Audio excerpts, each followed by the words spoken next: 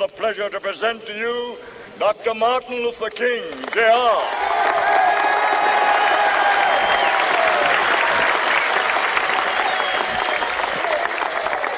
I am happy to join with you today in what will go down in history as the greatest demonstration for freedom in the history of our nation.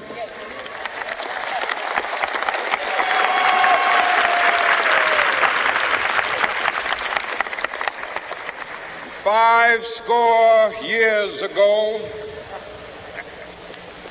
a great American in whose symbolic shadow we stand today signed the Emancipation Proclamation. This momentous decree came as a great beacon light of hope to millions of Negro slaves who had been seared in the flames of withering injustice. It came as a joyous daybreak to end the long night of their captivity. But 100 years later, the Negro still is not free. 100 years later, the life of the Negro is still sadly crippled by the manacles of segregation and the chains of discrimination. 100 years later, the Negro lives on a lonely island of poverty.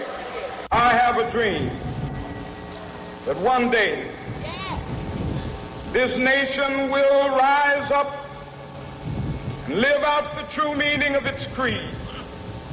We hold these truths to be self-evident, that all men are created equal.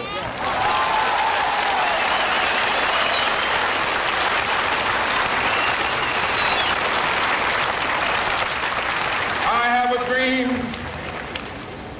that one day on the red hills of Georgia, the sons of former slaves and the sons of former slave owners will they be able to sit down together at the table of brotherhood.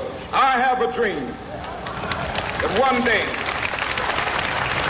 even the state of Mississippi, a state sweltering with the heat of injustice, sweltering with the heat of oppression, will be transformed into an oasis of freedom and justice. I have a dream.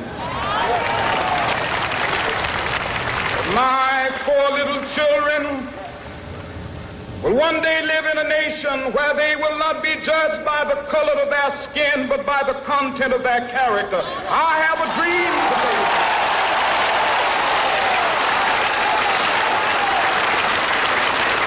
I have a dream that one day, down in Alabama with its vicious racists, with its governor having his lips dripping with the words of interposition and nullification. One day right there in Alabama, little black boys and black girls will be able to join hands with little white boys and white girls as sisters and brothers. I have a dream today.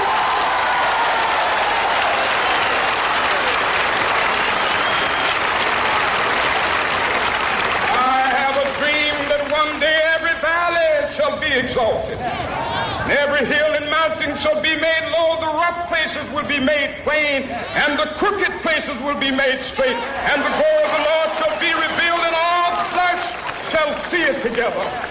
This is our hope. This is the faith that I go back to the South with. With this faith, we will be able to hew out of the mountain of despair a stone of hope. With this faith, we will be able to transform the jangling discords of our nation into a beautiful symphony of brotherhood.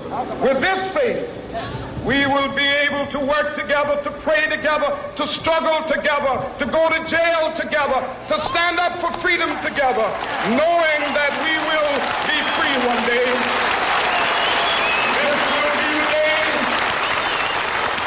This will be the day when all of God to sing with new meaning, my country, tears of thee. Sweet land of liberty, of thee I sing. Land where my fathers died, land of the pilgrim's pride. From every mountainside, let freedom ring. And if America is to be a great nation, this must become true. And so let freedom ring. From the prodigious hilltops of New Hampshire, let freedom ring. From the mighty mountains of New York, let freedom ring. From the heightening Alleghenies of Pennsylvania, let freedom ring. From the snow-capped Rockies of Colorado, let freedom ring. From the curvaceous slopes of California. But not only that, let freedom ring from Stone Mountain of Georgia. Let freedom ring from Lookout Mountain of Tennessee. Let freedom ring from every hill and molehill of Mississippi, from every mountainside. Let freedom ring, and when they happen, when we allow freedom ring, when we let it ring from every village and every hamlet, from every state and every city, we will be able to speed up that day when all of God's children, black men and white men, Jews and Gentiles, Protestants and Catholics, will be able to join hands and sing in the words of the old Negro spiritual, free at last, thank God